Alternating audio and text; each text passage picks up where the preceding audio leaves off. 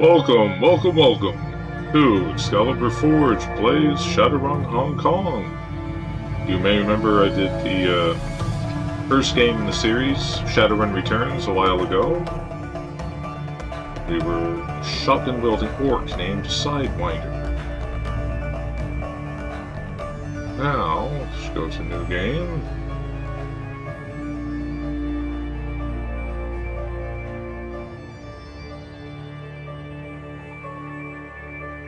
Bonus! It's like the DLC content after.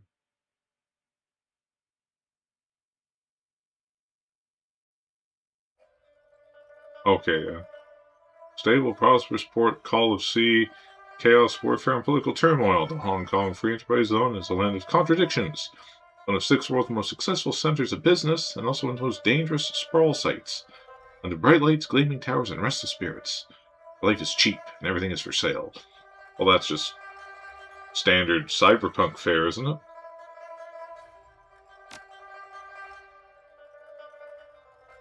I'll go normal, sure. I was hoping they'd let us import our character from the other game, but I guess not. You think he worked out pretty well, didn't he? Be an orc? Fastest breeding race, the only humans in the world population. Their size leads to intimidating silhouette and a body that can do more physical damage than average horse. Pointy ears, intimidating teeth with tusks. That's what I'm talking about. Rigor.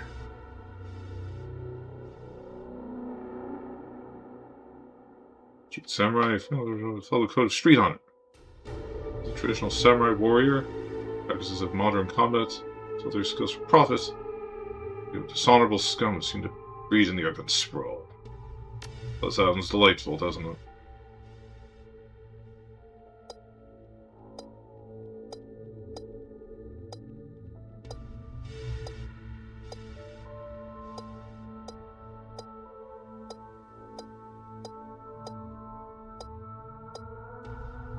We had something like this last time, didn't we?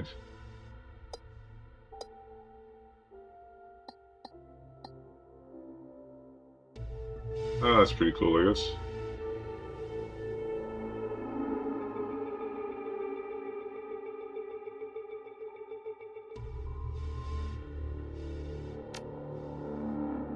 Karma represents the experience characters earn while running the shadows and achieving goals. Karma is used to improve attributes and skills.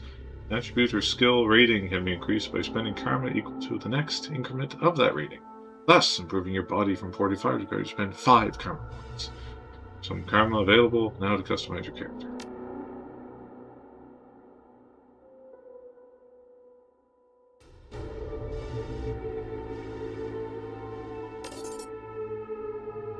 Street samurai, you could have, a decent body.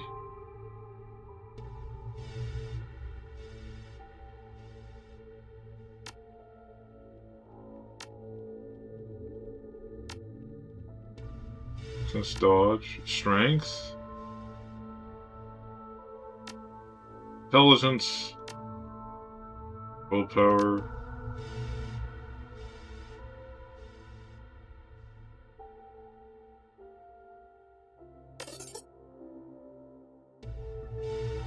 We are Shadowrunners, so I feel like we should at least know what we're doing there, right?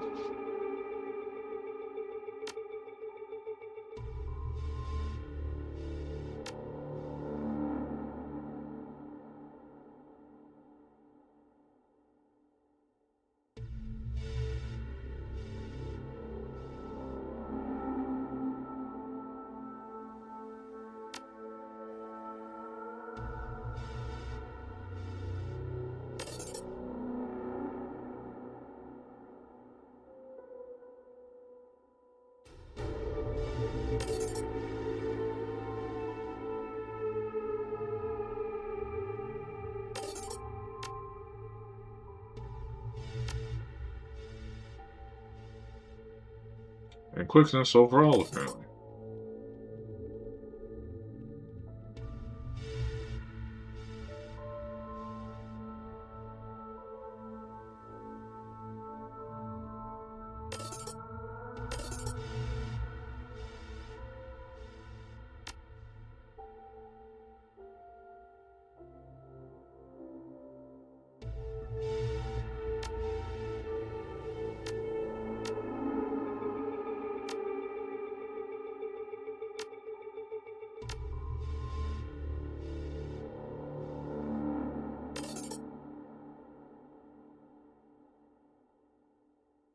The twin select ability of hand raiders.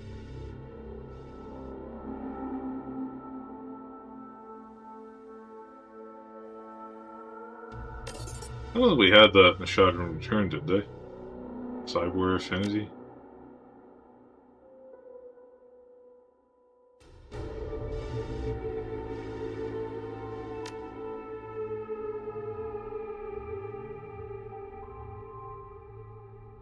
They have to actually have a proper name this time?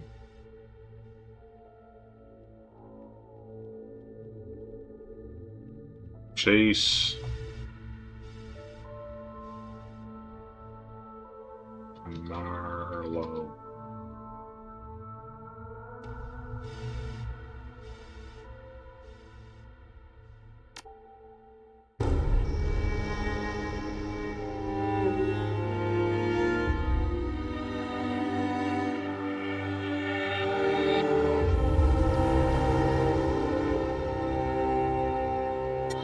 You have one new message. Hi. It's Raymond. I hope I have the right number. Look, I know we haven't spoken in a while, but I need your help. Remember the day I took you and Duncan off the streets? I told you that the past is just a story, that if you can just accept that, your past loses all power over you. Yeah. I was wrong. I'm on my way to Hong Kong now, to finish something I should have faced a long time ago. And I need you with me. I know we're not blood, and we didn't leave things in a good place, but you and Duncan are the only real family I have.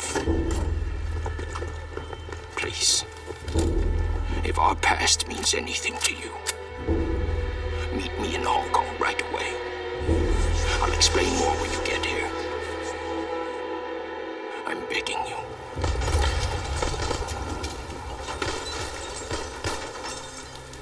I'm almost out of time.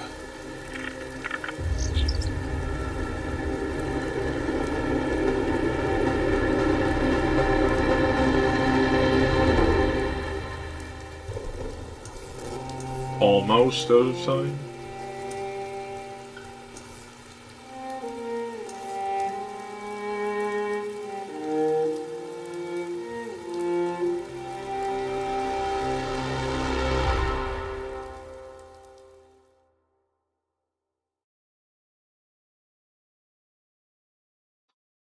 Raymond Black, the old man gave you a home once, took you and Duncan off the gang-ridden streets at the Barrens, sheltered, educated, slapped sense into you both, until you almost resembled productive members of society. Then you took off, left all behind, landed behind bars for a time, tried to start a new life after that. It's been 8 years since you've heard Raymond's voice, until out of the blue you got this cryptic message, a plea for help. Meet me in Hong Kong, right away. And wired to your account, enough Nuyen to pay for the flight and then some. The scent is rough. The squall comes out of nowhere, sending a solid sheet of rain, punching into the suborbital transport. The ragged shudder, the plane finally skids to a halt at the edge of the Shek-Lap-Kok tarmac. An intermediate number of emotionless security checkpoints later, you hail a water taxi to Victoria Harbour. Hong Kong looms ahead, pulsing with energy. I guess we're not the same character we were in Shadowrun Returns. You step from the churning of the water taxi to the ponderous rocking of the docks, your stomach lurching at the transition. As soon as you're clear, the captain nods once and steers the small craft back into the harbor. The man never said a word, just handed you a worn brown duffel bag, and you stepped on the board filled with gear, some stiff new body armor, and a note. Better safe than sorry, D. Above smog-thick clouds hang along the sky, reflecting the lights of the city in nauseating swirl. The wind changes direction more than once, creating a heady stew of aromas. Diesel, sea salt, street food, and filth. It's all you can do to keep your in-flight meal where it belongs. So the two figures stand waiting in the dim light of the pier. The first is an orc, lean with in-your-face muscles, and a jaw made to break fists. The second is an elf, one resting casually against her hip. Raymond Black is nowhere to be seen. Duncan. Well, don't you look like shit? Duncan Wu, the closest thing you have to a brother. If you haven't seen the man in 8 years, still as charming as ever. He grins. Green's not really your color, Chase. Doesn't go with that nice new armor I got you. As you open your mouth to respond, something shifts alarmingly in your stomach, a liquid bubbling sensation. Don't know what you're talking about. Must be the harbor lights messing with you. Must be. You should still get some of your old fortitude, at least. Considering how much synthol we used to put down, I'd be surprised if you couldn't handle a little shop. Anyway, we gotta find Raymond. Find Raymond? I thought he'd be here. Never shut up. Still get the same baritone rasp. Had it since he was 12. Who developed early.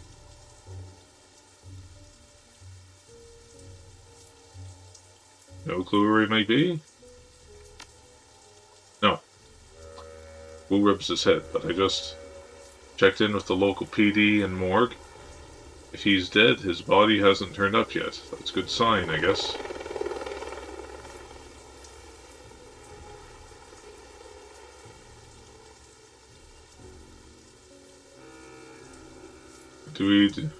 What do you want to do now? I'm not sure, Warbs said. He's an old man. He's out there alone somewhere.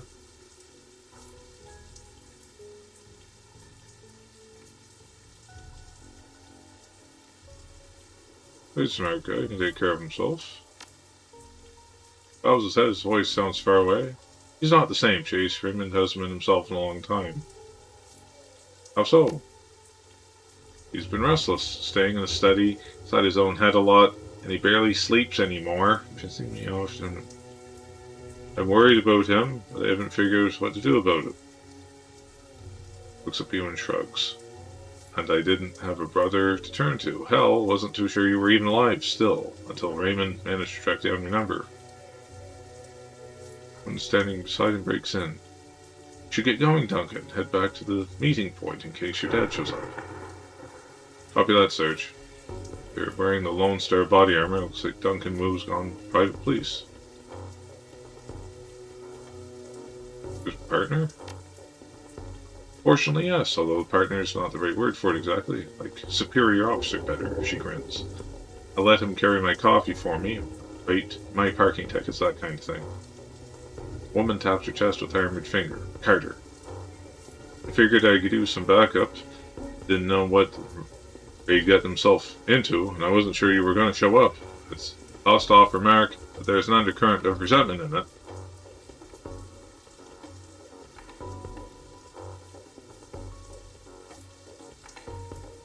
Surprise, here I am. Yeah, well, I wasn't so sure, you know, shakes his head. Hey, look, I'm glad you're here, Chase, seriously. But I'm gonna need some time used to having you around again. Been a while since I heard from you. Know what I mean? Memories of sleepless nights and lock-up flash by, wondering if you'd ever see Duncan or Raymond again.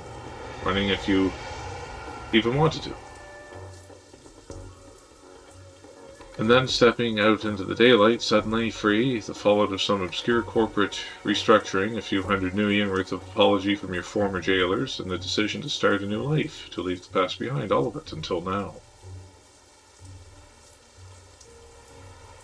Oh, later, okay. Who stares at you? Goggles, reflecting harbor lights. Yeah, okay. Scans the waterfront, frowning. Let's just find Raymond. He was supposed to meet us in the plaza on the other side of this pier. The sooner we find him, the sooner you can have a big happy family reunion over dinner. The sooner we can find a place to get a drink around here. Damn right. Ahead of you, Hong Kong rises serpent-like from the sea.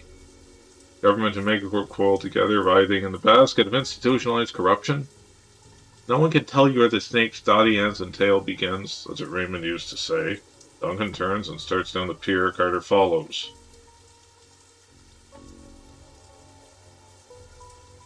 Keep the team alive, head to the meeting location. I think I can do that.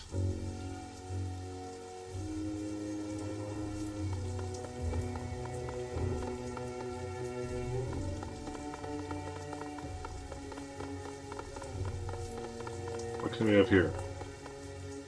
Fresh construction, expanding the harbor out of the water. Corporate interest can afford to create new. Okay.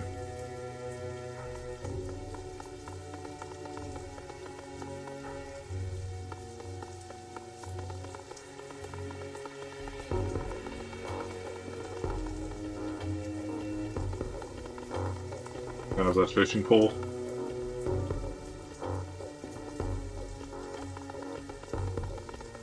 Haven't jumped yet? I'm very disappointed. The guard shack at the end appears dark and empty. Then gives us a push, but doesn't budge. Ah, well, it was open earlier. It was pretty solid.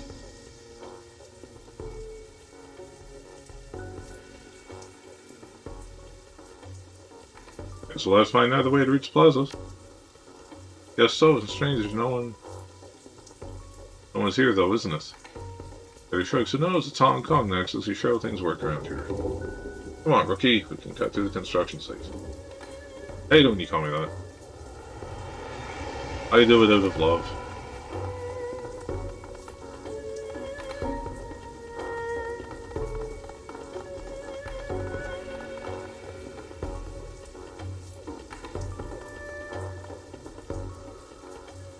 It is locked, but nearby control panel appears inaccessible.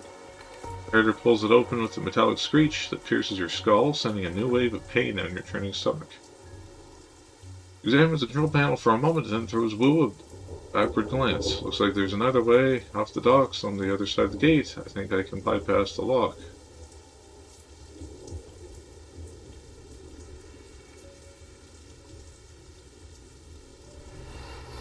So I let it work.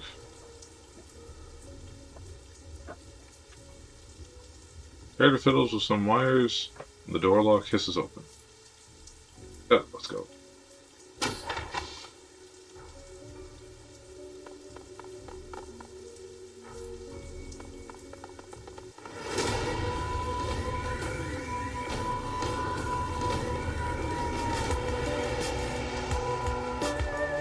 They're speaking Cantonese. Shoot them!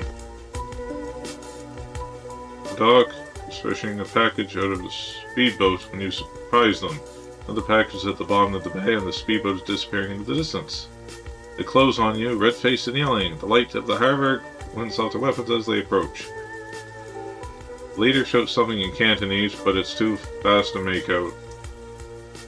You're rusty. It's been years since Raymond's house. Language lesson wouldn't end. The old man never spoke anything but his native language at home. Who speaks authority? His Cantonese as solid as ever. He never let it drop. You guys doing some late night fishing? Other smiles. Oh yeah, we're fishing for assholes. Points at their weapons. You're gonna need some better bait. You're gonna catch us. That is trouble.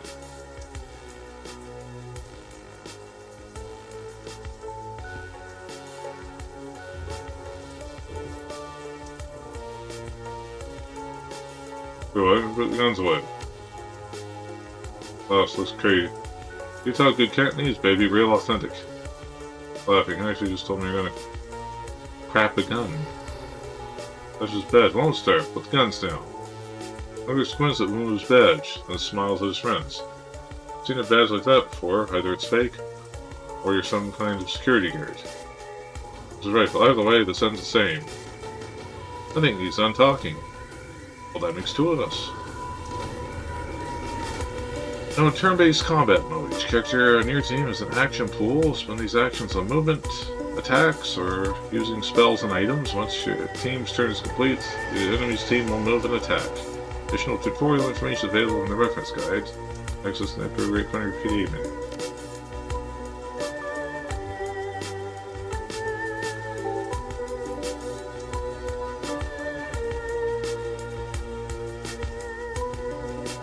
Do we have a gun yet? What's up with that?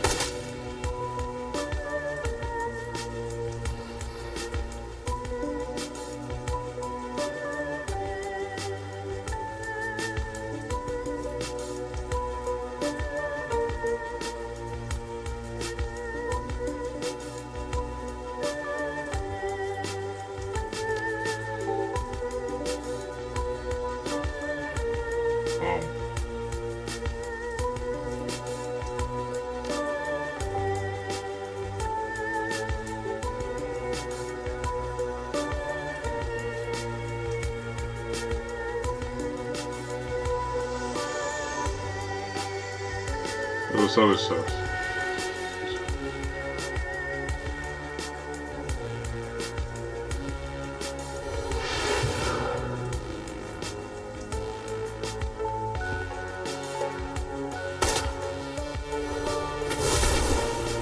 Ow!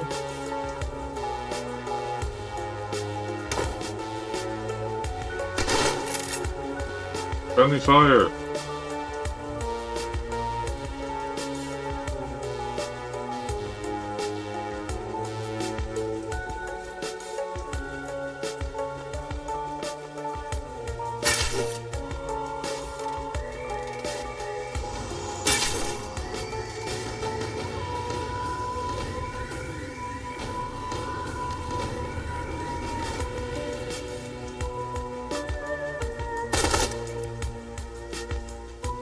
I can do it.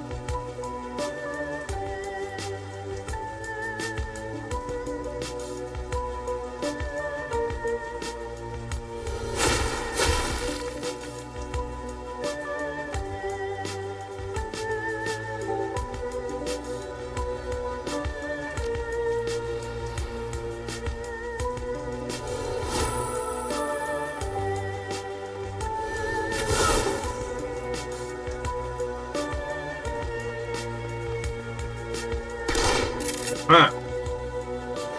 Suck it.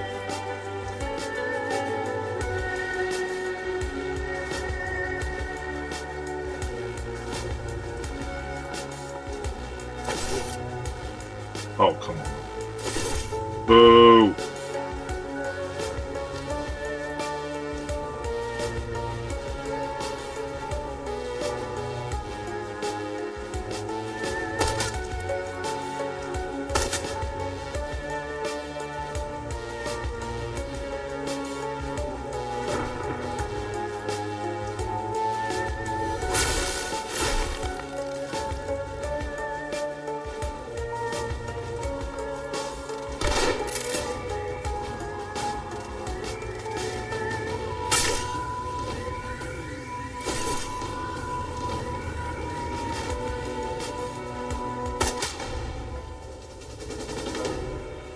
You think those guys were triad? Not sure. Don't recognize their tattoos.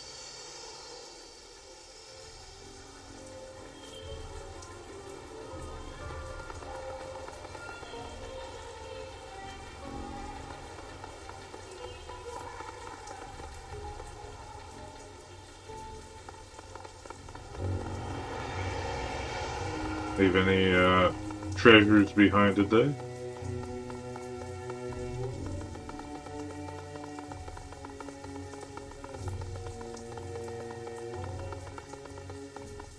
Hello?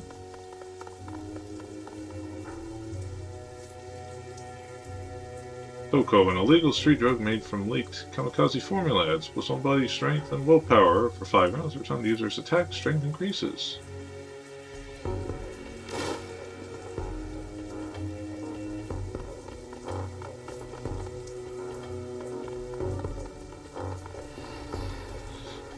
Now the gate panel. This one's been vandalized and busted up good. A real nightmare of a repair job. Who stares at the fence considering loops and whirls of razor wire glitter in the lamplight.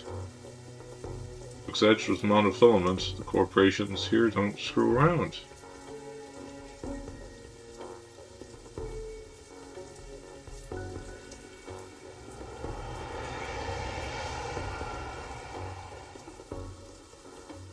Find another way through?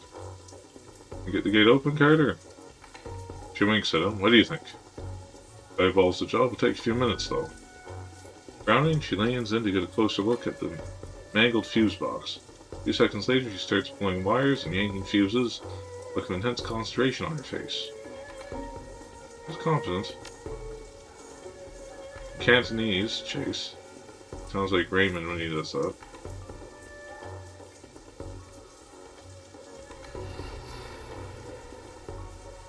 Cantonese, I say.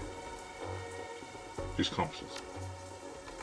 I know, she runs the riot squad I'm assigned to. We speak only Cantonese from now on, just like we did when we lived at Raymond's. Those endless drills are about to pay off.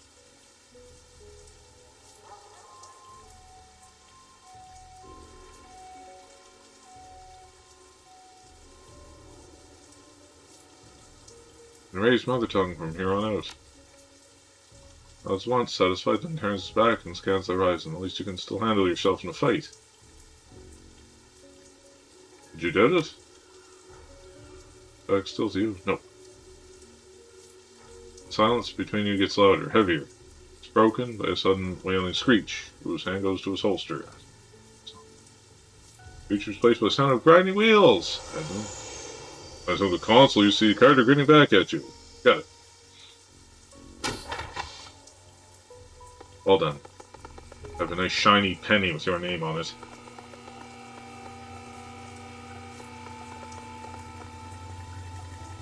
Light from the nearby vendor stall stabs into your eyes, triggering a throbbing ache at the back of your skull. You stop short, squinting, as rough voices drift in on the wind.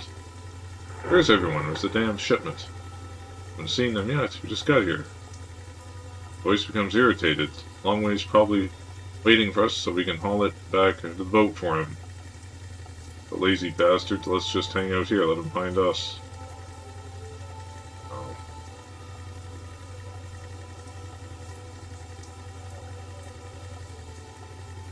Looks like Run strolls through Smuggler Central.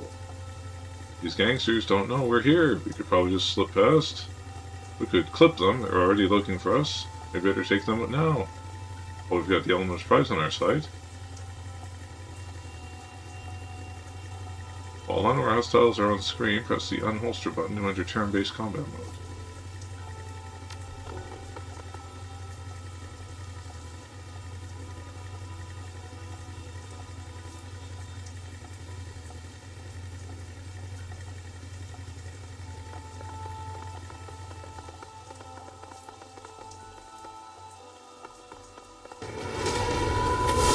Damn it.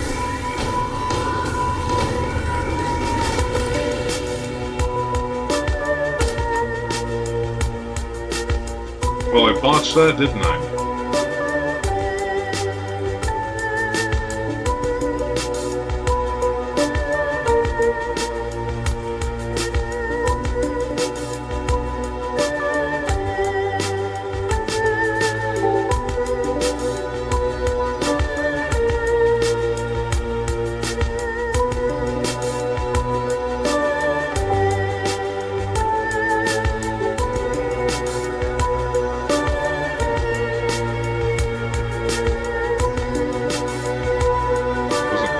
Cover? Are you crazy?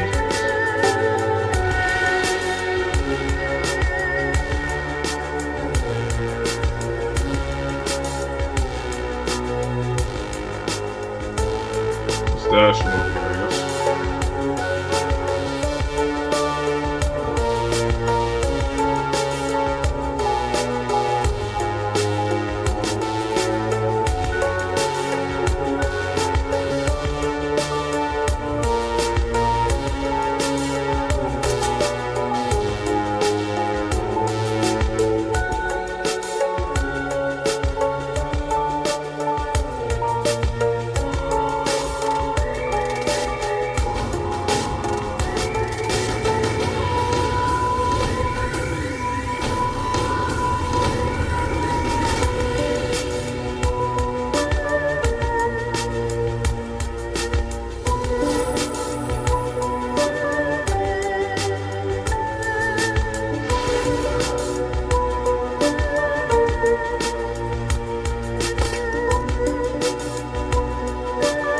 Full cover, biatch.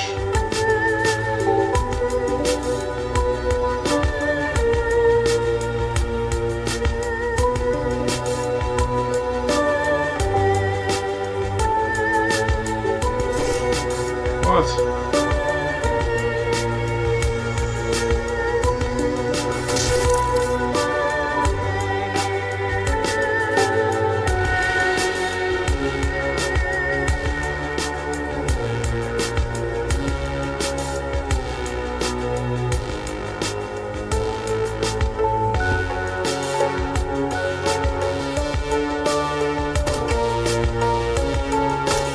Missed twice on a 68.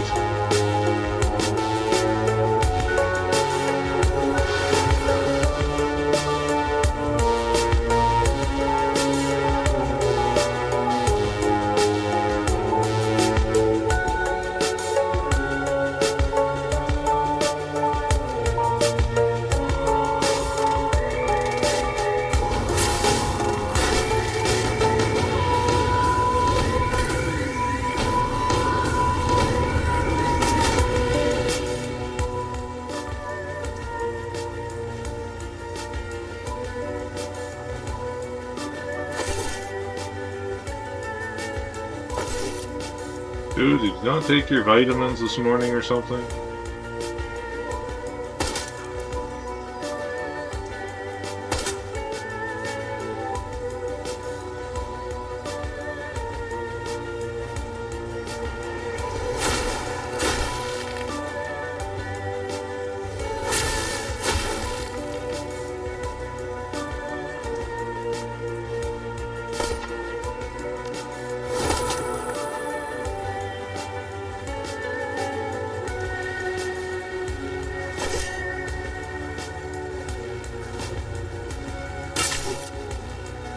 I'm bleeding. Bleeding.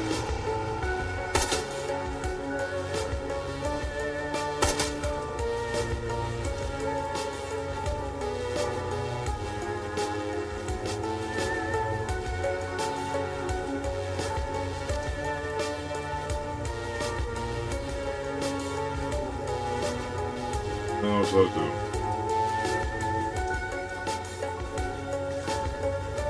It's just a AoE, it doesn't do any additional damage.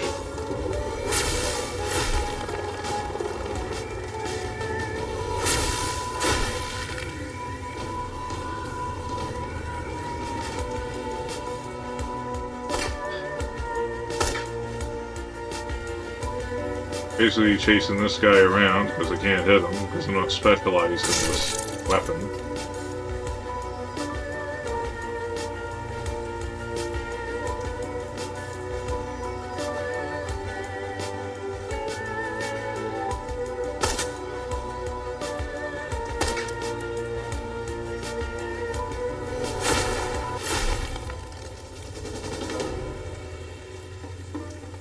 That unpleasantness out of the way, let's pick up this medkit.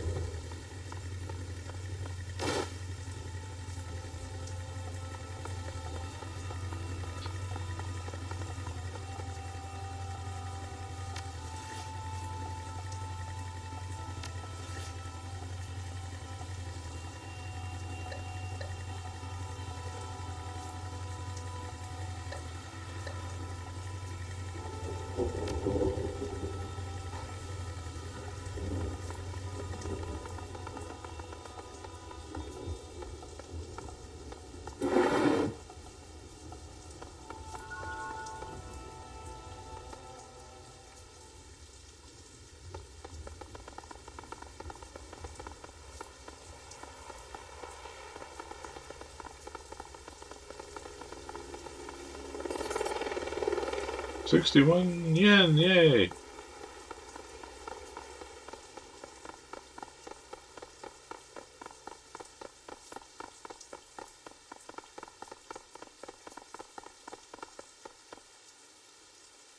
that a husky troll?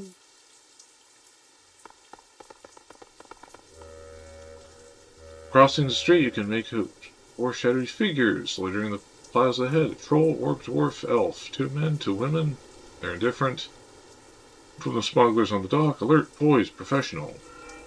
See, they made token attempt to conceal their weapons. Spoken message is clear. We're strapped. Mind your manners. Who stands up tall takes that amused tone he gets whenever he's standing toe-to-toe with someone bigger. Someone doesn't know they're about to go down. Evening, folks. You have permits for those bazookas? The troll pulls his mouth into a comic frown. Permits? Give me a minute. Except Shadow in his pockets. Nope, guess not. Drop mine in the dumpster, along with the last idiot who stepped to us. Wu coolly surveys the scene, nods at friendly fashion. Is that right? Well then. Most feel Wu's cop training kick in. It's like watching a drone execute a command routine. He reaches for his rifle, brings it up quick, but it's too late. By the time the shoulder level assortment of nasty-looking ordnance is already trained on his head. Ryder backs him up. She whips her arm forward, this blazing with magical fire. Her eyes sweep the scene, darting one figure to another. Alright, everyone, just be cool. Thick troll's voice is casual, amused. He shakes his gun in Wu's face. Well, late for that, isn't it?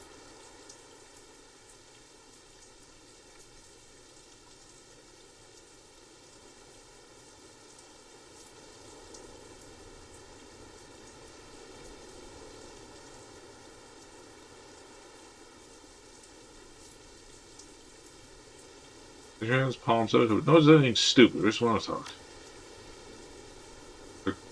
smile's big. Oh, I can see that. Your buddy's totally chill. Something you can do for you, officer. He's got Titans, but stays cool and controls. For an old man, frame of black. We were supposed to meet him here. You know him? Well, no, it's enormous head. Mm-hmm. Voice gets an edge. See a vein in his temple start to pulse. Where is he? Eric sees it too. Keeps your voice neutral. Easy, Duncan. Easy.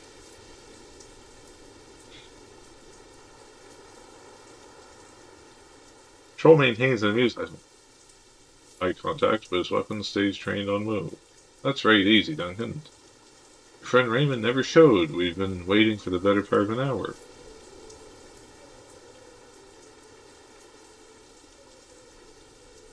You were going to meet with Raymond?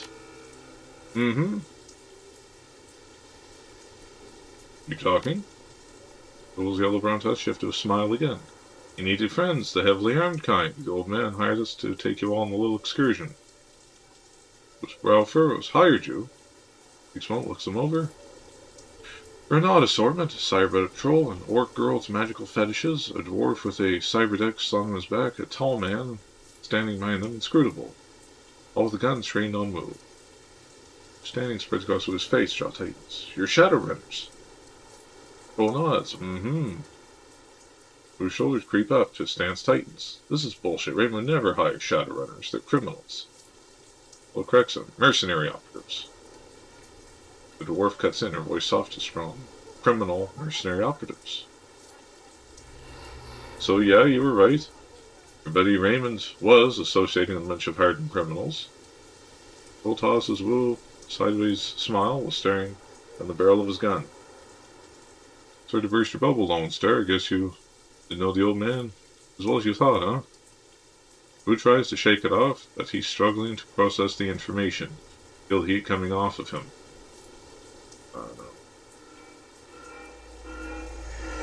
The runners sense it too. They're tense up tight. They're keyed on Duncan and their guns are big. The looks on their face make it clear. One wrong beat, a sweat on loose, going down a red mist cloud. Red remains completely still, her voice level moderate. She's done this before. Let's all stay focused. No need to this to get ugly. You speak quietly to Wu, who listens without turning, voice squarely on the troll. We need to find Raymond. These people can help us do that.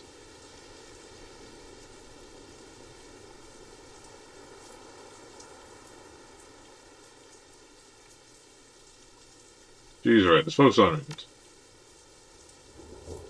Until the old girl's had enough of the tension, she blurts out, the old man wanted us to take him to Kowloon Walled City.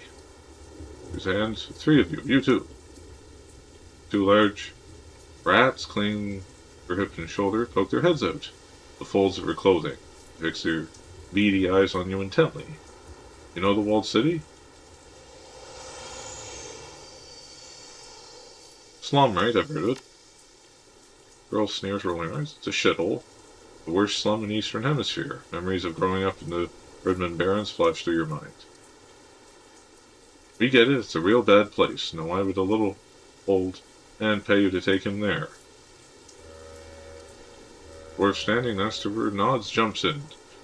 Wouldn't say. He mumbled a lot too, just kept rambling on and about how he had to get in.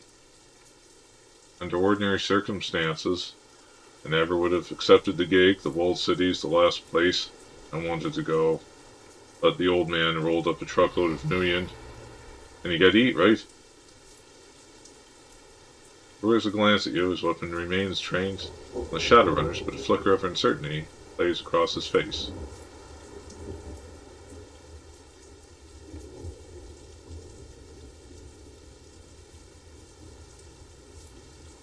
Say we believe you, what now? Pledge you a smile, it's all tusk and no warmth. Okay, gang, I'll tell you what. His team, as he slowly starts to lower his weapon, we're gonna put our guns down. Big mistake.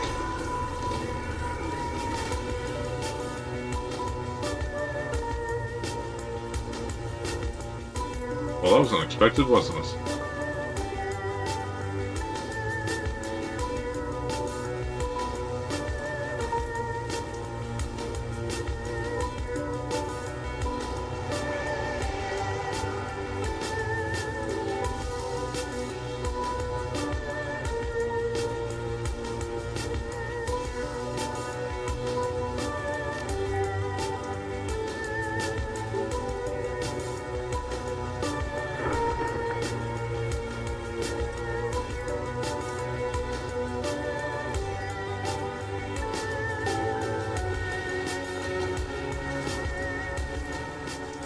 Rounds of high-caliber rifle, shots hang in the air, and the red dots of laser sight sweep the area. Carter, the troll, and the silent elf lie dead in widening pools of blood, their heads broken open like melons dropped from a 4-story building. The orc girl screams for cover. Nightjar! Nightjar, come on, big man, talk to me. Gunshots. No, come. She turns to dwarf, her eyes with fear. Oh shit, this isn't good. Suddenly a voice blares from the loudspeaker. This is the police. Lay down your weapons. Put your hands behind your heads. Come out where we can see you. Duncan Moo, Chase Marlowe. Come out where he can see you. You have 3 seconds. Duncan crouches behind cover, his gaze locked on Carter's corpse. His voice comes out in a hoarse roar. Stand down, damn it, I'm law enforcement. Lone Star, Lone Star. He's driven deeper into cover by a hail of gunfire. Rush shakes her head at him, his voice flat. Save your breath. They won't listen. Use your eyes. These bastards aren't here to make arrests. Sniper shot hits the wall next to her head, showering her head with an explosion of plaster.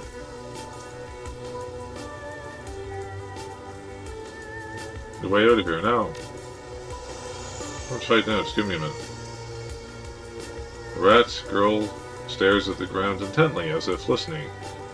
And her brow furrows, her eyes go beady, and her nose wrinkles up. She begins to sway back and forth, her lips moving soundlessly.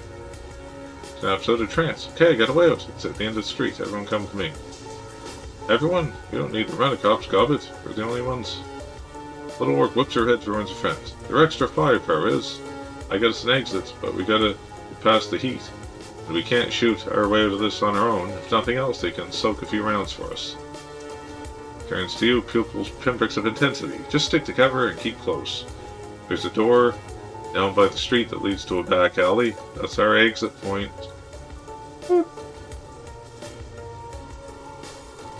You fall behind, you get left behind.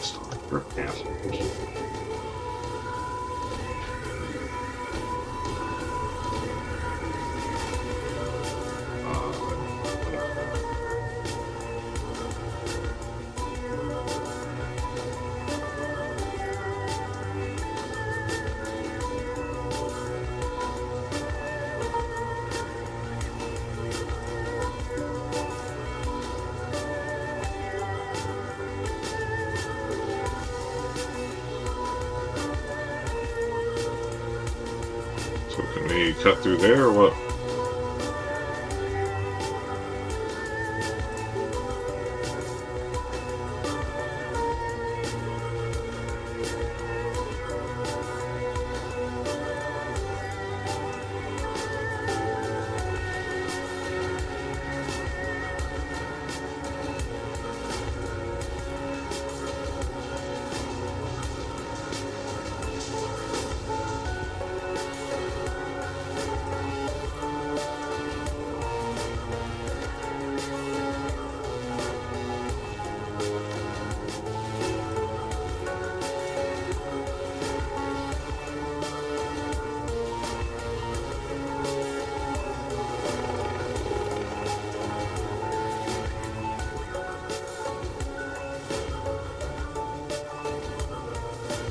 Okay, that's something spirit deal.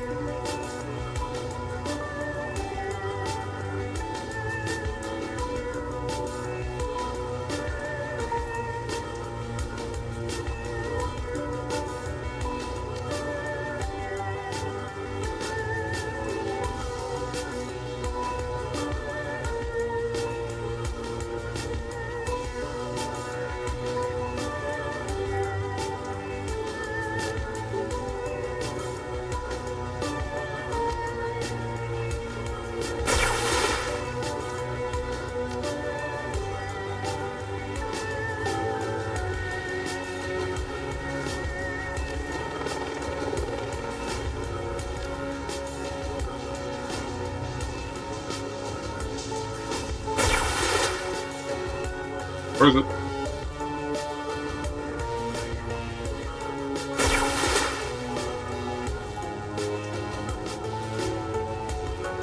Bye, dwarf.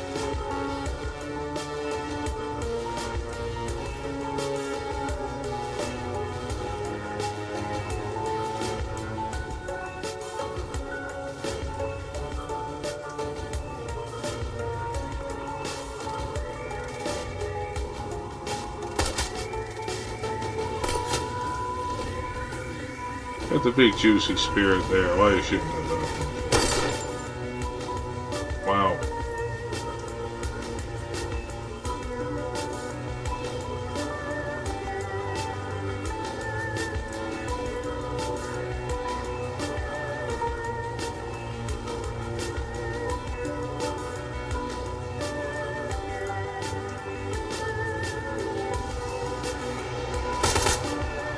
Of course I could.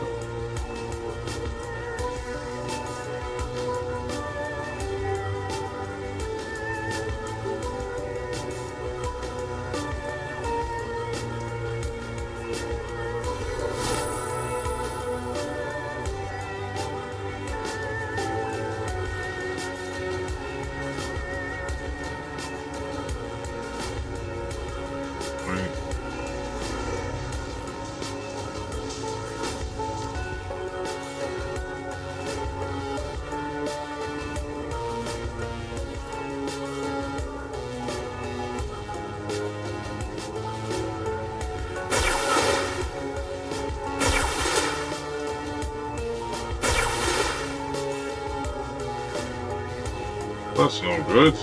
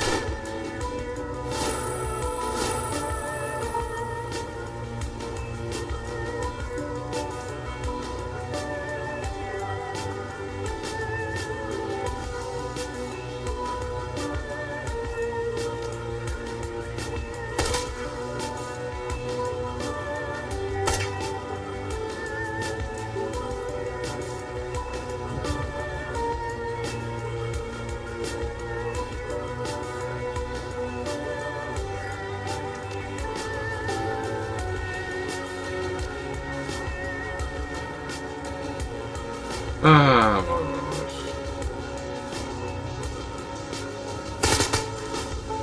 Did it! What do you know?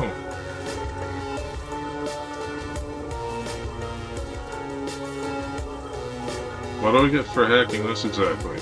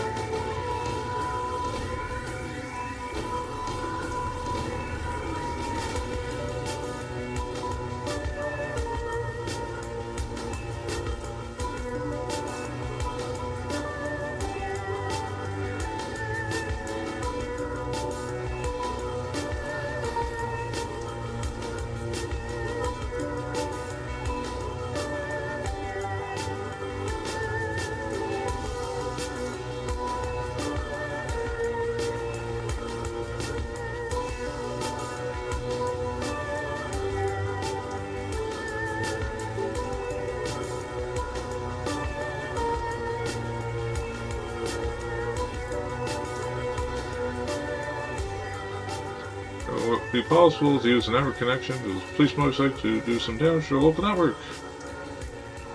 Nice. Delish. Nice. This round is powered in. Okay, very nice.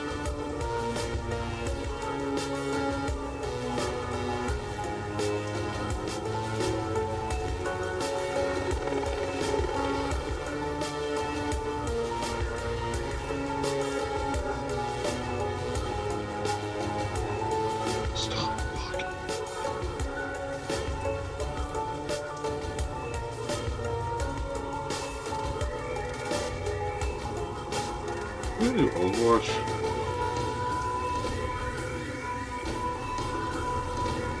I have a grenade launcher? Triple note on me this whole time?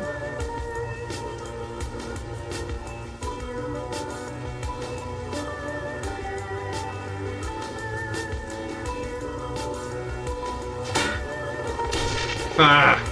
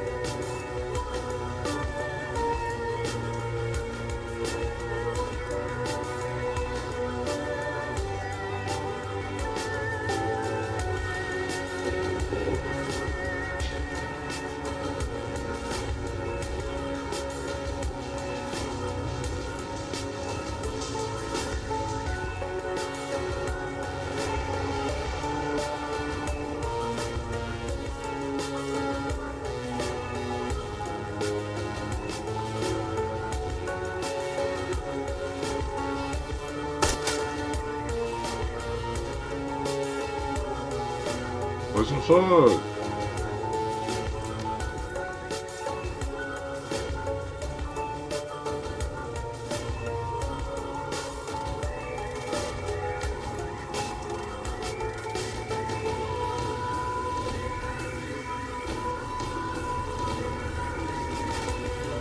Sounds delightful if I actually use it.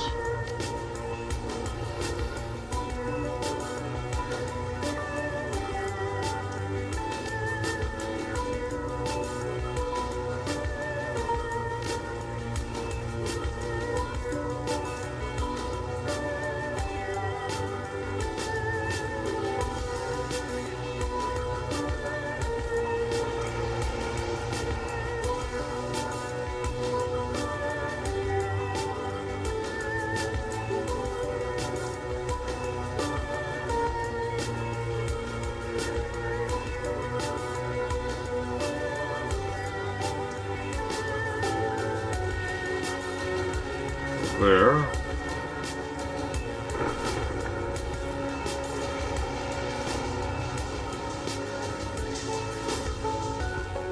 This idiot.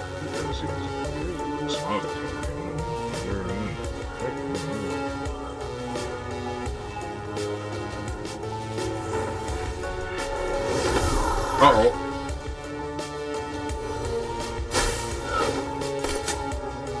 Damn it.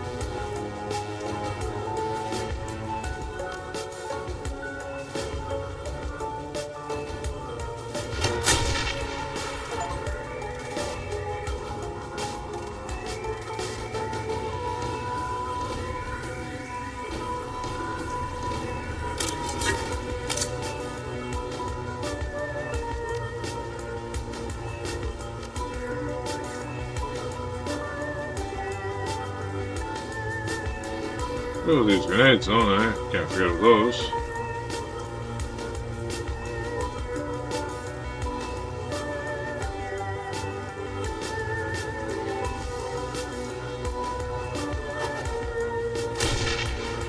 That wasn't even close to where I was aiming, dumbass. What the hell was that?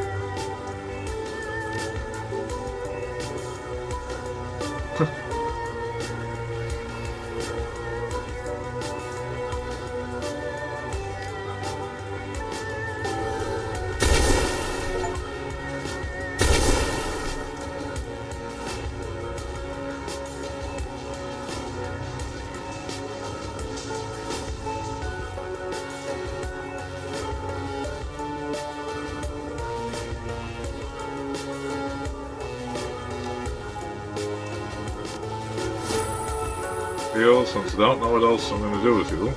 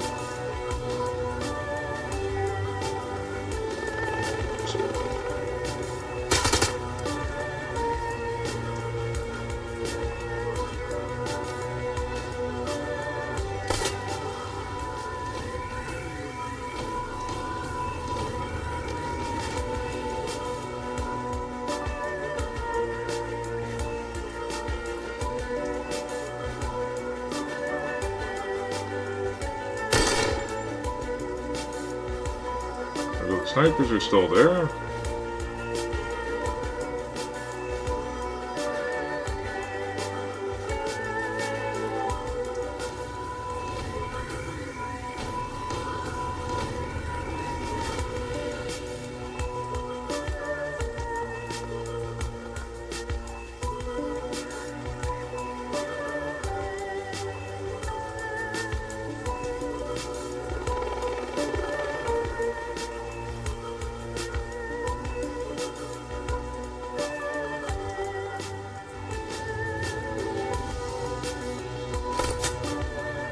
Oh, piss off.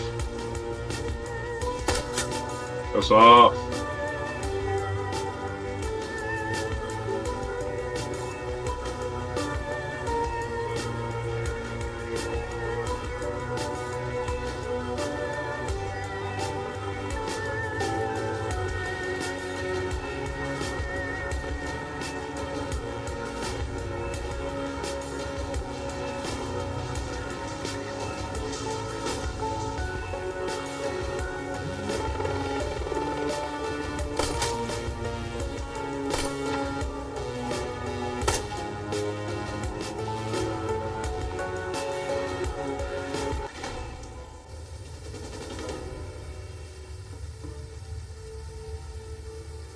The Rat Shaman guides you from the doorway on the street through an eternity of winding alleys, damp sub-basements, and empty buildings. Stumbling through refuse and filth, you make your way into the sewers below Victoria Harbour. It reeks down here, but it's quiet.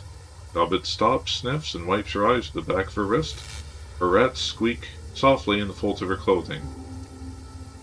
The dwarf watches her silently for a moment, then moves closer and gently takes her hand. In the dim light of the sewer, you can see they're nearly the same age, no more than 20, 21 tops.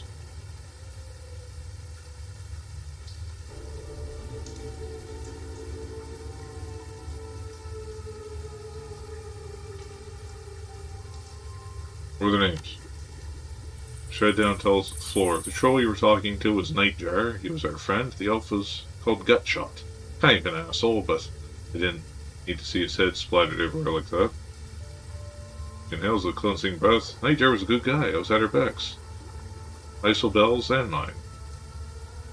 The nods in agreement. Her voice is flat. Rare to find a runner you can actually trust. She looks to her friend. Are we clear? Oh, it looks the way you came. I think we've shaken them. He sniffs the air. Yeah, we're clear. Boo begins pacing, his boots splashing in the sewer water, getting echoes down the tunnel. You feel the tension coming off him in waves. This is bullshit. I'm done messing around in the alleys and sewers. I'm done running from cops. He pokes a thumb at his chest and spits his anger forth in a raspy growl. For fuck's sake, I am a cop. He noticed. There's a Lone Star Sergeant dead back there. Damn it, she was... Blue starts to choke up. He struggles against it, fighting to maintain control, but he needs a minute to recover. He finally manages to pull it together.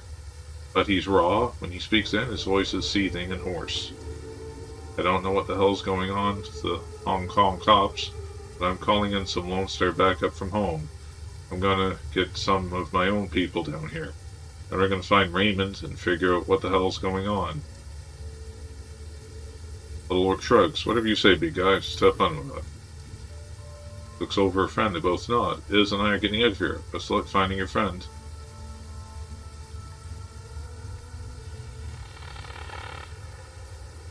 People died in a hail of sniper fire, just not going to do anything about it? We're going to do something about it. In fact, we're going to do two things. Run and hide. Look, we get you to safety, but now you're done for this shit. We don't intend to die for you. We shouldn't. Who was listening? You can see on his face that he's already written the orc girl off. He pulls his security grade PDA from his holster in his left leg, raises it, and starts tapping the buttons with a meaty finger. The Lone Star logo on the back of the dice looks shiny and official. He stops, confused, and taps it again harder. The red flashing image on the PDA reflects his goggles. What the hell's that? I'm locked out of the network. Looks up at you. My law enforcement status has been revoked. Goes back to the screen. I don't believe it. This is saying there's an APB out on us, Chase. You and me both.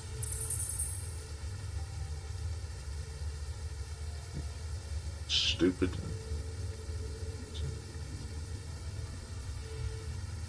Figures much, you heard them on loudspeaker, the newer names. Who glares at the wall, storm raging across his face? Fucking hell. His line collects around his PDA, then it keeps getting worse.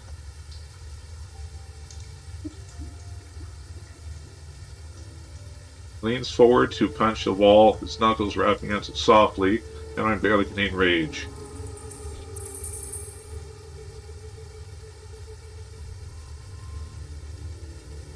Suddenly he turns and slings his PDA at the far wall. It hits hard, bounces back, and collapses on the ground at his feet. He looks down at his pent.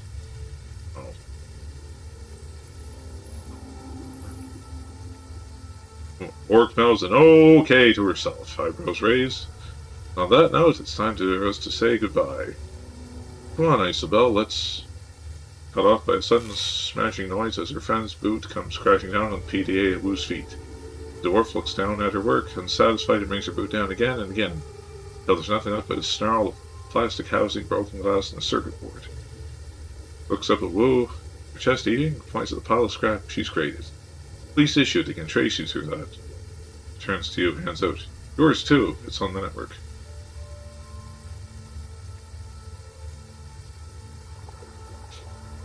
Smash it yourself. We bear our own. Brush your PDA shards into your foot while Isabel looks on blankly. Good. She looks over at Gobbet's size and reaches into her jacket pocket, pulling out 2 new PDA shands into you and Duncan. Burners, I suppose. It's the least we could do after you helped us back there.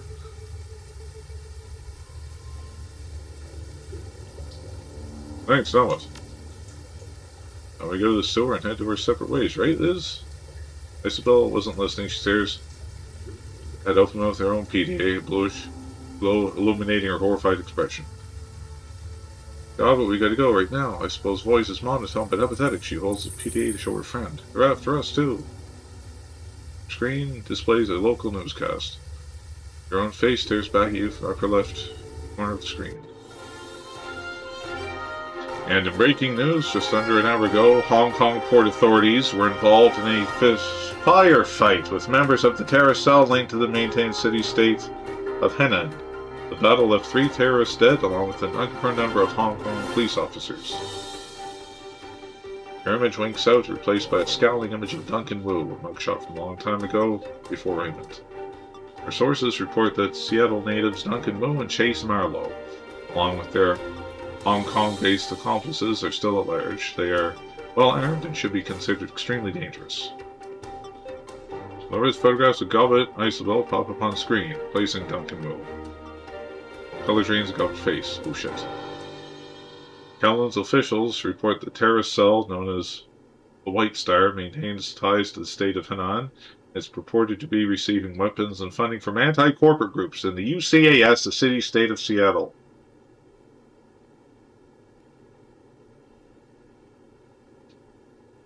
Port authorities are standing on high alert, and the Hong Kong Police Force Special Duties Unit has been engaged to deal with the threat. Go live now to Chief Inspector Crate of the Special Duties Unit, who will be making a statement. Behind the newscaster, a video window displays the location of your firefight in Victoria Harbour. The camera pans to Chief Inspector Crate. She is surrounded by a swarm of news reporters, but appears unfazed by the attention. She speaks with supreme confidence. We have yet to ascertain the motive for tonight's attack. It was clearly well-planned and coordinated effort. It sounds smooth, more like a corporate mouthpiece than a cop. We already issued an all-points bulletin along with a kill or capture order for 4 remaining terrorists. I have instructed the Special Duties Unit to take this manhunt a top priority. Directly in the camera, if you see one or more of these individuals, do not attempt to engage them. Instead, tap in the HKPF flash code at the bottom of the screen. If you're on an authorized network and take a picture, our system will automatically identify them in your data stream. The decker switches off the newscast and clips her PDA to her belt. For a moment, there's no sound but the roar of sewer water rushing through the pipes. Gobbet bends over, hands on her knees, sucking wind, her rats scurry for a new position. We were fucked before, Wu's voice early calm, but now we are well and truly fucked. We'll deal with it, Duncan. We always do. Not this time, Chase. Begins stalking back and forth like a panther in a cage.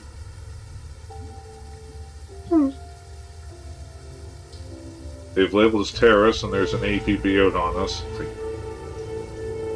I've heard this kind of announcement before. Well, I know it comes with that. It doesn't matter if we have nothing to do with whatever city-state. They're going to hunt us down. It's open season. As well as remains of Doe's PDA with her booted toe, and the two of you will be hunted down right alongside you. Albus, wide-eyed at the exit, tightens as a spring. You can hear the shallow panting as she leans toward one and the other. You gotta go deep, hit the mainland for a while until you can figure this out. Find a hole to crawl into. Albus looks at Isobel, wipes her mouth, and points at you and Duncan. Gotta get them. Oscar too, way off. Dwarf looks up at Duncan, her large eyes narrow. A Lone Star. You got a security license, right? That means you've got a SIN too. Who's brought Furrows? Of course I have an SIN. I wouldn't be able to get paid otherwise. Only criminals and lowlifes get no sinless. She runs her head on a cyberdeck thinking that means you can be traced, both of you. You get spotted by a drone or security camera, get ID'd by a retinal scanner, or try to use your cred stick or passport. HKPF will know just where to find you.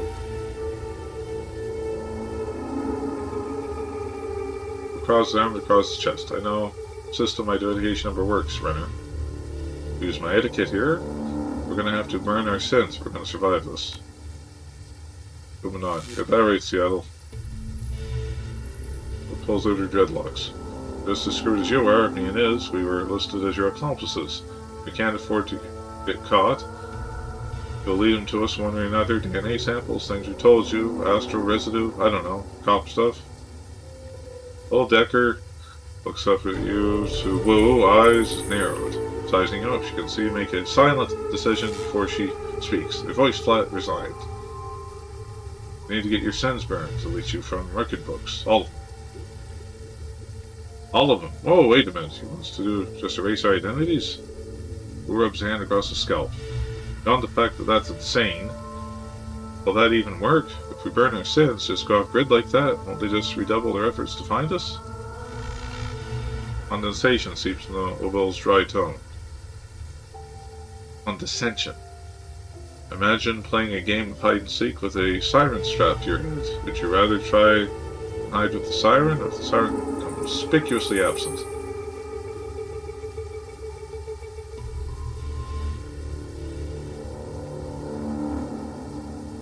Leading our identities across the entire matrix sounds hard.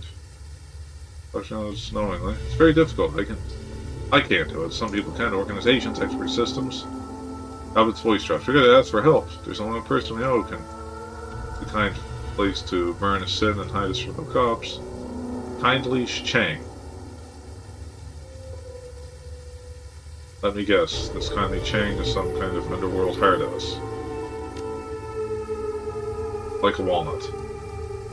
She's what's known as a straw sandal, kind of a middle management for the Yellow Lotus Syndicate. Their triad, Kindly Chang, controls all legal activity in our neighborhood, smuggling, bootlegging, counterfeiting.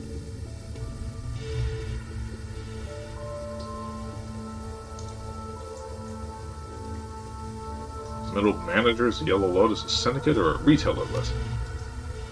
Cleaning as serious as death. Don't get the wrong impression, Kindly Chang is no bureaucrat. She controls a good-sized portion of Kelwood's underworld. He has soldiers, resources, she's smart. She is not to be underestimated. Bill's voice is hollow and flat. Taking favors from a woman like Kindly Chang is a good way to get yourself into indentured servitude. You don't want to owe favors to a woman like that. There's big grounds. Ideally, you want to deal with her at all. That was Nightjare's job. Nightjare's job? I mean, you work with her? What did we just tell you? She got fingers in everything, including brokering Shadowrunners for the corpse. Kindly Chang is our fixer. Galva tries to make her voice tight, confident. Just stay on the good side and you'll have nothing to worry about.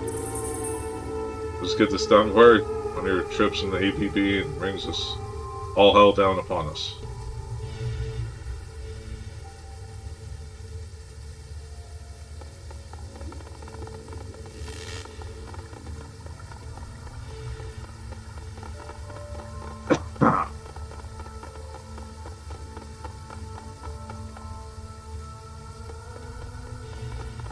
There's no drug stash in the sewer somewhere for me to loot.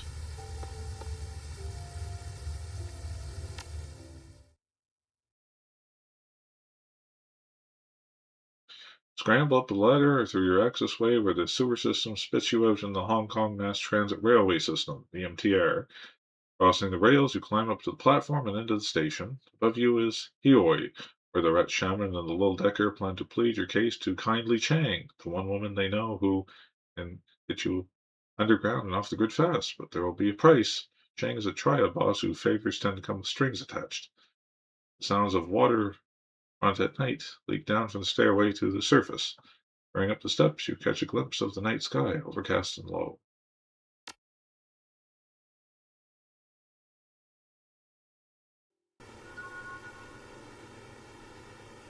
Sewers pause you in a series of mechanical access ways that eventually link to a system of railway tunnels.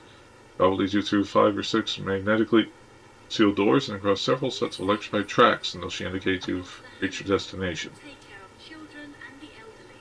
She holds her up her hand against the shining platform. This is the MTR station for Hioi. Once you go up those stairs, you'll be in our neighborhood. Conley Chang runs her operation on a mahjong parlor there called Swift Winds. His name could be out on us. How do we expect us to get to Swift Winds without taking a bullet? Hioi is well known to protect the area. Kindly Chang sees to that. It's a shadow community. Smugglers, hijackers, black marketeers, you get the idea. Opting to give a place a wide berth. As well gives a shallow nod. The gaze remains planted on the floor. Police cameras don't last long here. In the smog and the cloud cover. Should have to worry about drone surveillance either. HKPF won't find you, but if you follow our lead.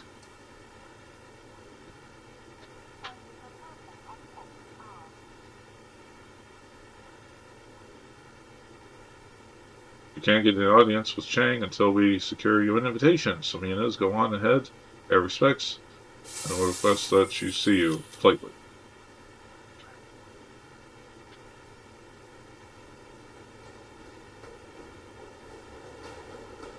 How do we get that? Alright, so we'll kiss her ass until it shines. Visible size, that's about the size of it. One more thing, Conley Chang is a dangerous woman. She may seem friendly, but don't let her guard drop. Whatever you do, do not disrespect her.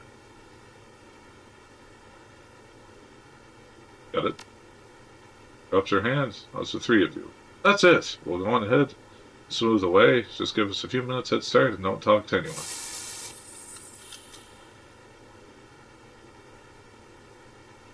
The local recognizes the news. The broadcast calls the cops.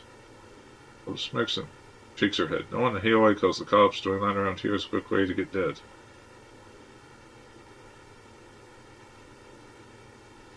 Thanks for the help. It's going to get you confused. We're helping ourselves as much as we're helping you, Seattle. We need your sins burned as badly as you do. But we need to figure a way out of the shit, or we're all dead. Plus we could use the muscle right now, which Tim Sheep is just saying. See you at the mahjong parlor. Shadowrunner's footsteps quickly fall away, and then you're alone with Wu. He grunts something unintelligible and begins panther stalking back and forth again, boots sewer water and muck, marking his path on the subway platform behind him. Minutes pass. Wu stops his pacing and runs both hands over his face, groaning the sound of anxiety and disgust. It dissipates. He stands there silently, his hands covering face and shoulders shaken with emotion.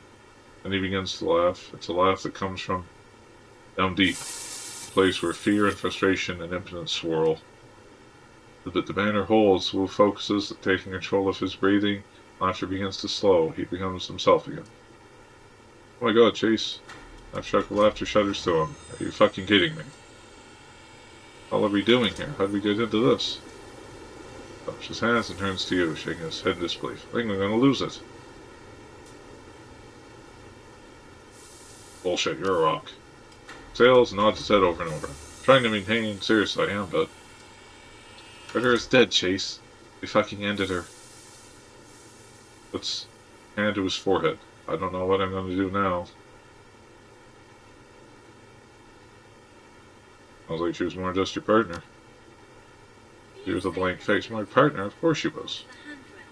close as Hackle's race. She was my training officer, you idiot, my mentor. Like you two were close. The way threw off the girl hand. Carter was my partner. She had my back. Do you know how important that is? What it means to lose that? When you're out there on the streets facing down a food riot, you need to know someone's looking out for you. You're standing next to someone you can depend on. That was Carter. Shoulders slump and exhales heavily. And she was like my compass, or my anchor, or some such shit. She could get me, I don't know, sane.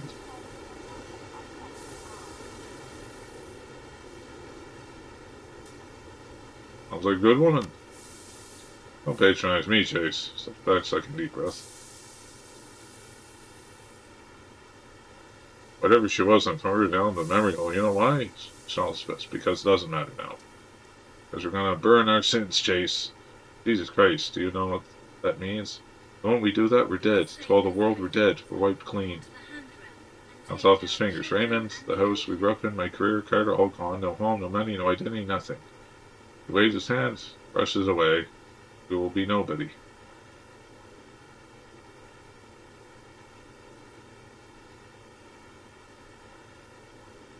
We were street kids, Duncan. We're used to being nobody. Just chill. Chill? What the fuck did you tell me to chill after what just happened? I'm about to lose either. Our pals went in different directions a long time ago. Whose neck cranes forward his overdraft started ahead of him. You left me behind, goddammit. You left me behind. You left me behind. Memories flash bright. Suddenly you're at the 8 years ago on the street outside Raymond's house. Just you and Wu at the middle of the night. You and Wu. Me and you and Wu. Can't just leave like this, Chase. What am I going to say to Raymond? You know how he is. Something to attend to, Duncan, and I can't wait. But you keep saying you won't tell me what's going on. What is so important you have to run out now in the middle of the night without even telling Raymond why? He's distraught. You can see on his face, hear in his voice. He used to be lost without you.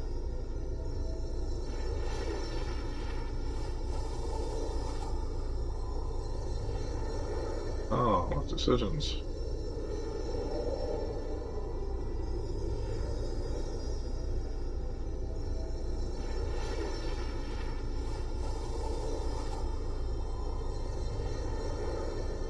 This is a good friend of mine, Duncan. That's all I can say about it. I have to go help. Eyes wide and thought, I know all your friends. I don't like this, Chase. Sounds like the kind of shit should we leave behind. Look, whatever's going on, I can tell you one thing. Raymond will not approve.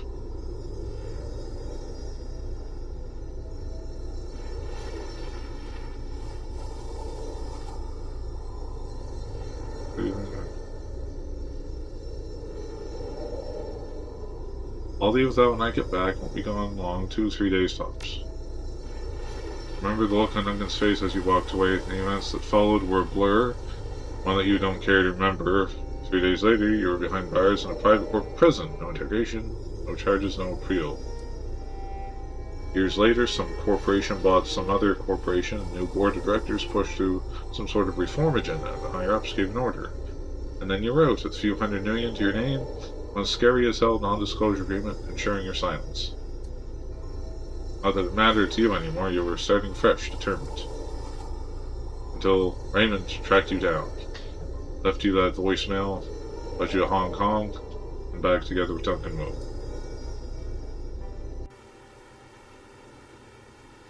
You realize that Wu's been staring at you. Now let's hear it. Where the hell have you been all this time? Why didn't you contact me? At least tell me you were alive.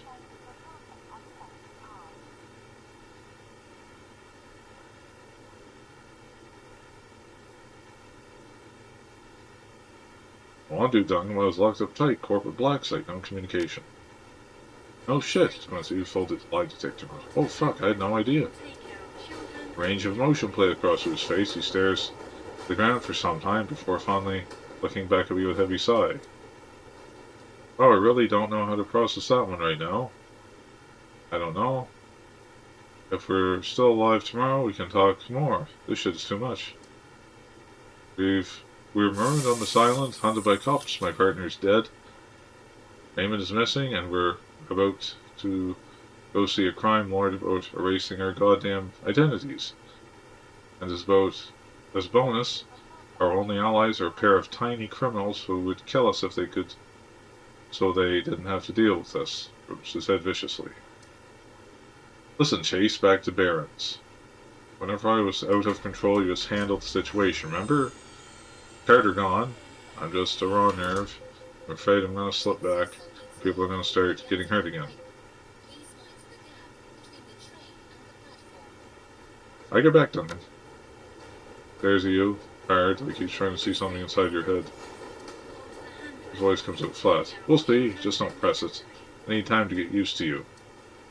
Now let's go meet that triad when we get our damn sins burnt. I want to rip off the band as fast as I can.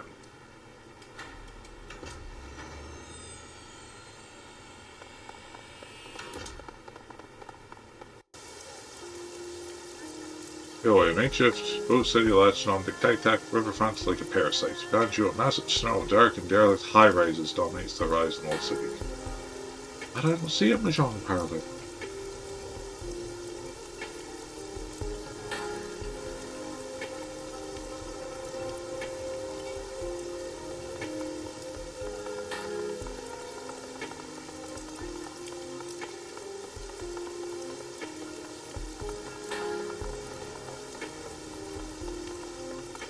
Oh look, fruit.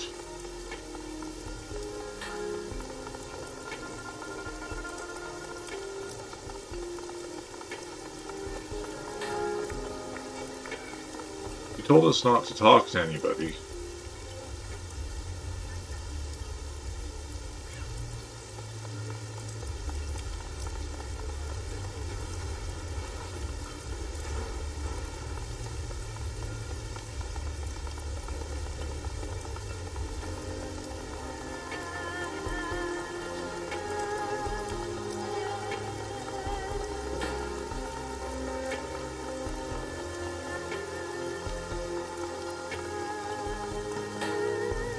Bolt hole.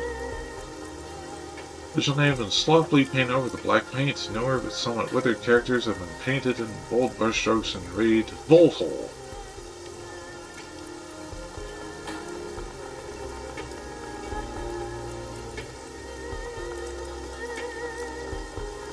Probably get sent here on a mission later. She's probably want us to do like some quest for her. Quid pro quo and all that, you know how it is.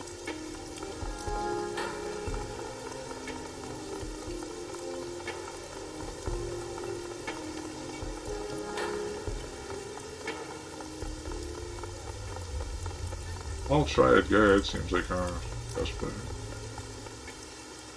Doug looks at you, dead-faced. Despite his street clothes, he wears high-tech earpiece.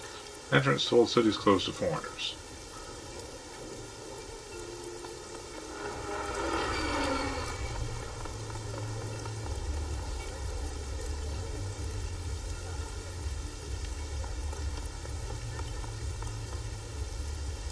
Ready? Close enough, friend. The club is members and invites only, so you move along.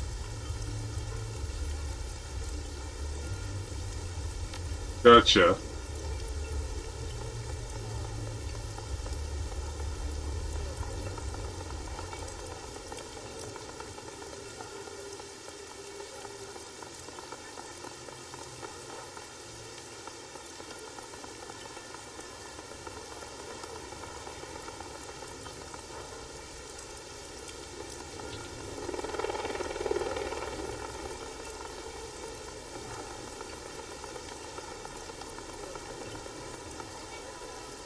Aha.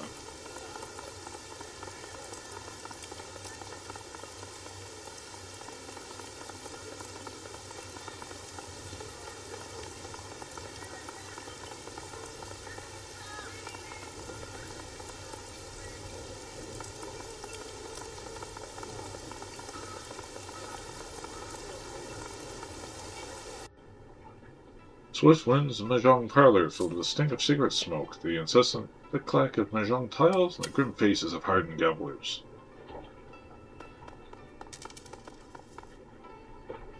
Man, we have a lot to talk about.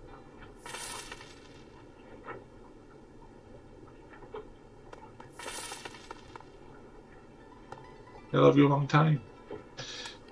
And feel every eye in the room as you cross the mahjong parlor to the middle-aged woman sitting patiently at its end. The click-clack of ivory-colored tiles stops, hands straight beneath tables in the jacket pockets behind backs.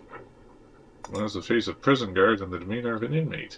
Her salt and pepper hair is holding an iron-hard bun, and beneath it, two shiny black eyes offer nothing.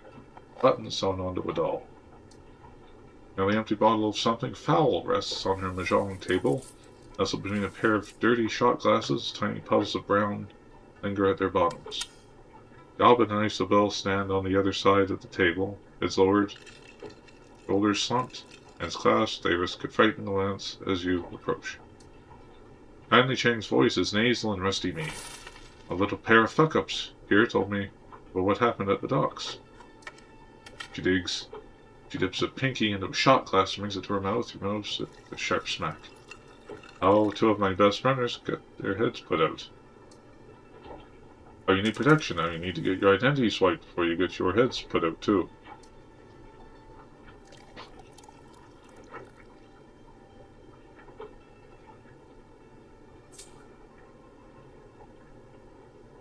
Eventually leading to the gate to my front door, placing me and everyone in my employ in danger.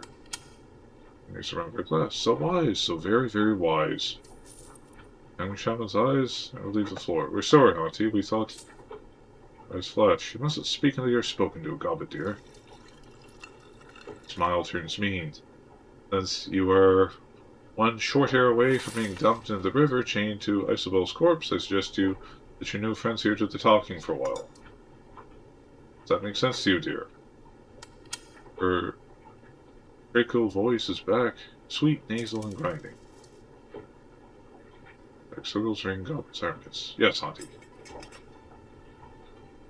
Hang inclines her head gently. Yes, very good. You learn so quickly.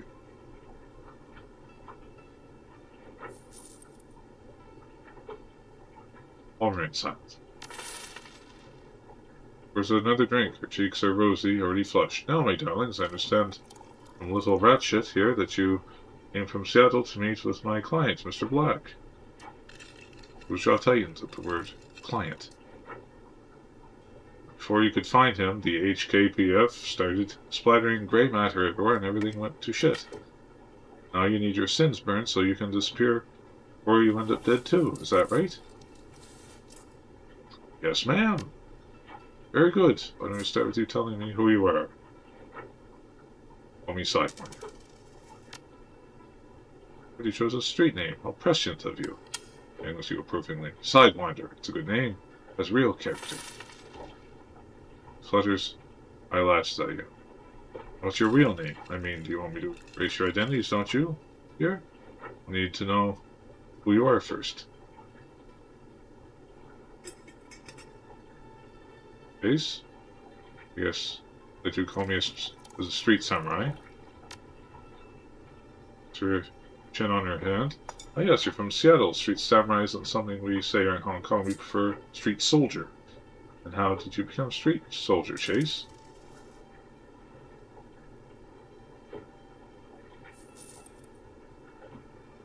He's up young. Been cooler for a while. His brow furrows, he shakes his head. Still can't believe it. Finally, Cheng whips her head towards Wu, a nasty retort already on lips, but as she stops, sticks out her lower lip and seizes him up. She turns to her lieutenant, standing behind her, nodding her approval. Like gun shows in town. What's your name, gun show? Folks remains straight ahead. Duncan Wu, I'm a cop. Won't start. There were some fresh corpses found on the docks tonight. Smugglers, I believe. Didn't sound like the Hong Kong police when I heard about it. You're doing, Duncan Wu? Whose eyes remained fixed on the spot, wall behind her. He smolders. I identified myself as Lone Star, but they wouldn't stand down. They had weapons. It was self-defense. Tucker's lips at him, her voice sing-song. I don't care, sweetie. They weren't my people. Now I know you're a life taker, Mr. Gunshow. You and your friend here. She begins arranging her mahjong tiles on the table in front of her. I'm curious. Why were you meeting Raymond Black on the docks tonight?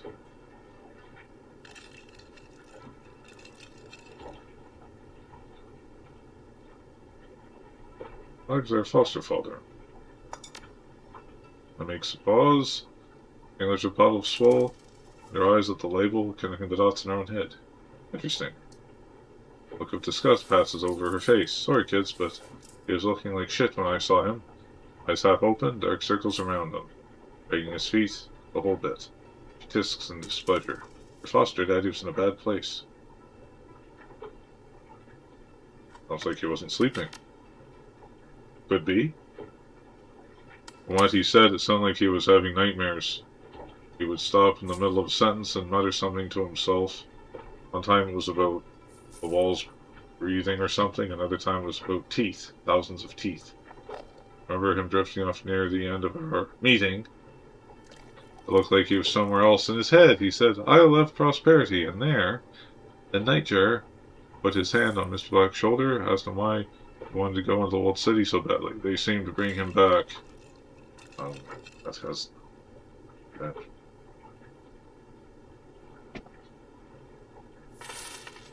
When your old man opened his eyes, they were full of tears. He muttered something else I couldn't make out. He pours herself another shot, tosses it back, and rubs her belly.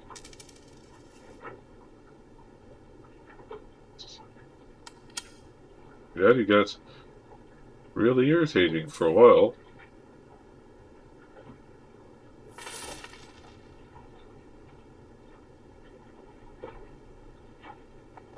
How do you leave prosperity? Do you think prosperity could be a person? I have no fucking clue. Grabs along some cigar. I'm packed on the mahjong table, lights it. Alright, let's get to it. Exhales smoke and points fingers at you and Wu. Two, you need your sins burned, and you need them burned fast. Hong Kong dragnets are bad news. When they roll in force. Armored personnel carriers, heavy armor, heavy weapons, sorcerers, the whole thing. They aren't coming to arrest you. Holds her arms across her chest, the thin cigar bobs in her mouth as she speaks. The good news is I can help you. With a wave of my hand I can have your sins disappear. What you need to understand, darlings, is that what you're asking for is not a simple request. Burning a sin isn't just deleting a number, it's wiping all reference to that number from all the world's largest databases. It's masking your mugshot from the facial recognition database so that the first camera you walk past doesn't bring them down on you like a ton of bricks. It's covering our fucking tracks so that the act of burning your sin doesn't lead them right to us. It requires non-tax and no-risk corporations that you see as government. Smoke rolls of the tribe's boss knows requires someone like me. Therefore, I need to make a choice. She takes another drag on her cigar and gently places palm flat on the table. Do I kill you and dispose your bodies before the cops come looking for you, or do I help you burn your sins? Alright, etiquette. You may want to think about your rep as a fixer. If your runners were taken out by cops and you have no idea why. Chang rests her chin on her hand and smiles at you coldly. So clever. So clever. Her chin stays on her hand and you look past you, surveying the yellow loads of soldiers in the room.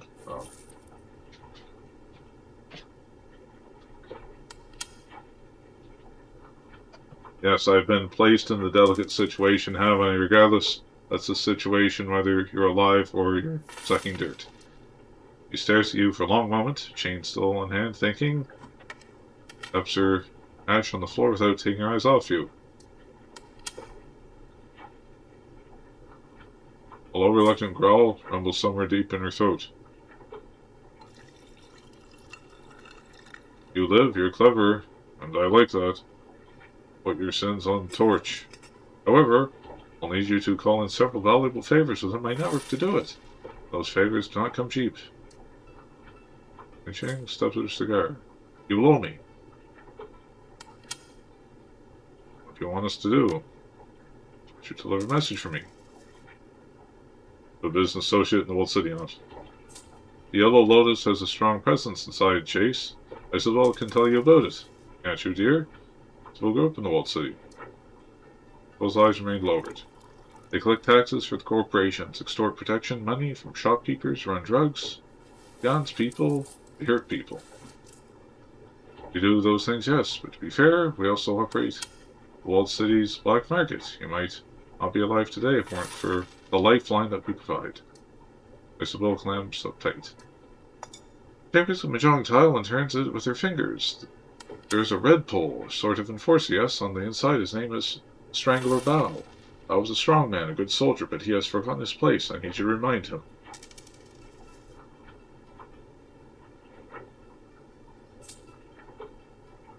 Want us to make an example of him? Did I say that I want you to make an example of him? No, I want you to deliver a message. That's your memory stick. Bring this to him in my name, and remember that Bao's men are my men. By right, they should be serving me. Killing them would be a waste of resources. I have no use for dead soldiers. Turns to Cobb and Isabel. If you will go to the westerns, to the walled city, help them locate Bao and show them the ropes. The other will remain here with me. I have several menial and degrading tasks that need doing around the establishment. No matter what goes, who stays, you'll both be bringing an APB to my doorstep. Yes, Auntie. Yes, Auntie. Now I'm gonna find out who ordered the hit on Nightjar to do some dentistry on him with power tools. As you closes your eyes and smiles with pleasure, the boy was my favorite, he sang to me sometimes. He opens her eyes and sneers, the other one I don't care about. Gunshot was an asshole. He turns away and waves you off the back of her hand. That will be all, my darlings. Return when you are done.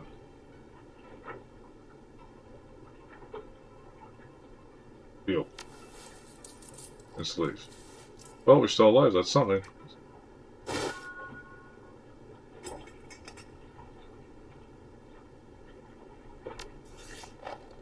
Look at my karma. I've got 9 points here.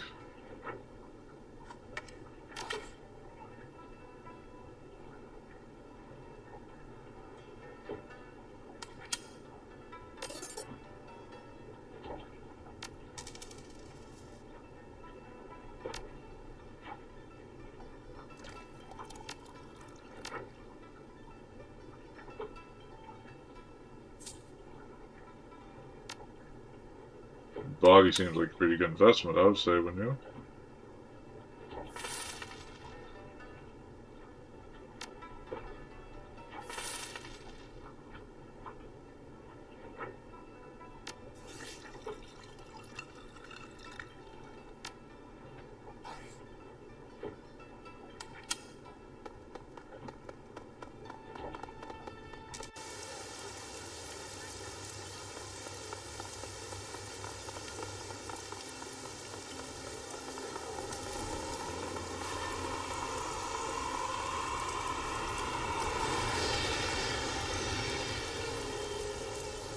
She spotted a sea-worn man with smiles almost too wide for his head and teeth shine with white against his thick brushless beard. His clothes are myriad of colors, patterns, and fabrics, a smattering of cultures draped across his body. If there's anything he's clearly advertising, it's the extent of his travels. See something you like? His voice, hoarse, like steel wool in your eardrums. Come and get it, because it's your last chance. Everything's on sale. No price like these anywhere else, my friend. Oh, what you got?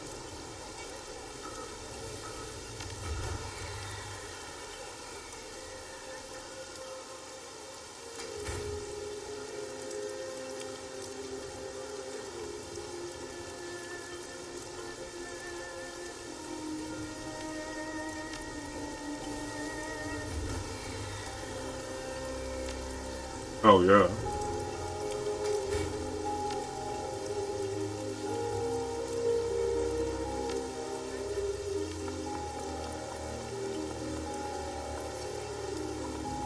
No more of this melee bullshit.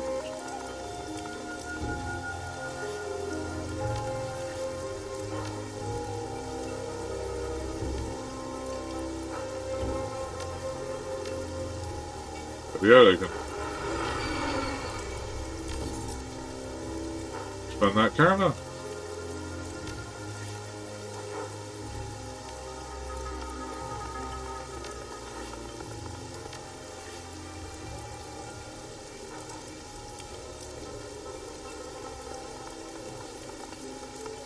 lot of deities that are scums.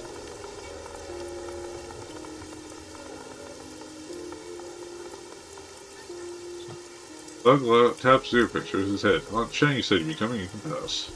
Uh-huh.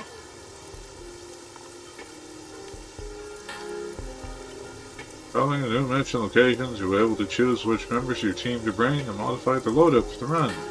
Members of your team become permanently incapacitated on a mission. They'll be automatically extracted for emergency medical care. Be patched up and ready for the next time. You return to Hanoi. Avoid the slots of firefighters carrying some dog wagon trauma kits in the field.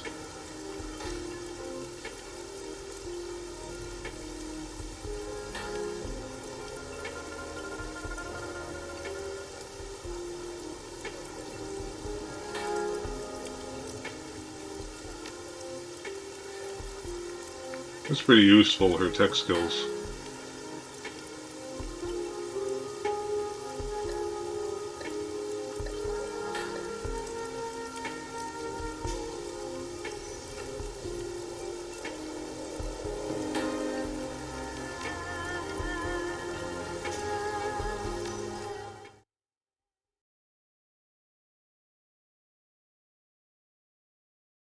City of Darkness. Kowloon, walled city, the most densely populated spot on Earth. Nearly 40,000 people crammed into 7 acres of chaos, poverty, disease, and vice. Self-contained city that collects no taxes and provides no city services. Stagnant water sits in temporary wells. Trash lies on piles on the roofs of controlled burns. Private structures lean dangerously over populated areas. The ideal breeding ground for all manner of illicit trade. Drugs, gambling, black market trade, medium trafficking, and everything in between. This is law. Now it's triad law. Now you need to enter the septic system of city, and to try and enforce your name Strangler Bao, and deliver a message from Kindly Chang.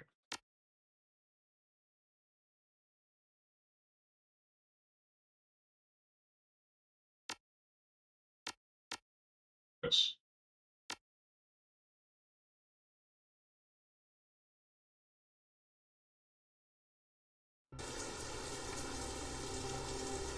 Foul, oily water runs down from above, mixes with the filth and offal and swill of the streets, turns into a flowing slurry of unrecognizable sewage. In the distance, the sounds of back alley activity add to the ambiance at your arrival. Breaking glass, the crackling hiss of garbage fire, faint screams of terror punctuated by occasional gunshot. Sex and business, and violence and misery blended into one. Who wins the stink? His waving hand in front of his face. When it said the prosperity is in the walled city, but I don't see it. Why the hell would he want to set one foot in this place? Who knows? You have to be insane to travel to the walled city. I think he said it's the worst slum of the Eastern Hemisphere, maybe the worst slum in the world. She does her best to suppress a shudder, and keep the dread from creeping into her voice. Can't believe I grew up here. Thought about you know the place. Turn her shoulder, close your eyes. I wish I didn't. Peers up the catwalk, sky bridges that connect the rolling tenements, sagging architecture, frowning. She points to a spot in the distance. There might not be a market over there when I was a kid. Might not be a bad place to start. I thought you knew where to find Strangler Bao. I do. We need to get the Lotus Den. That's what Bao calls the little island of control he's carved out for himself here. It's a stupid name, but it's stuck. You'll have guards posted at every entrance, but we might be able to find a way around them through the market. That's what Connie would prefer. We probably aren't expecting them to come in force. We can kick in the door, drop the guards, hand over the message, and get the hell out. Connie doesn't want them dead. She wants them to remember where their loyalties lie. It's tough to remember joining when you've got a bullet in your head. I mean, we could kill them if you really wanted to. Technically, Bao is the only one who has to live, but I'd rather keep Auntie Cheng happy than piss her off again.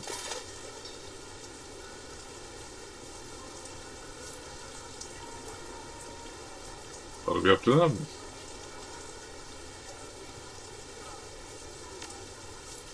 They don't try and kill us, they live, guys. It's done. Well, guys, I think it's a good intro to Shadowrun Hong Kong. Thanks for watching. I'm Excalibur Forge. You can find me on YouTube, Twitter, Twitch, Facebook, Reddit, TikTok, and of course Patreon. Yeah, remember to like, leave a comment maybe, and subscribe as always. But most of all, have a great time wherever you are in the world. I will wish you a good day, and bye-bye for now.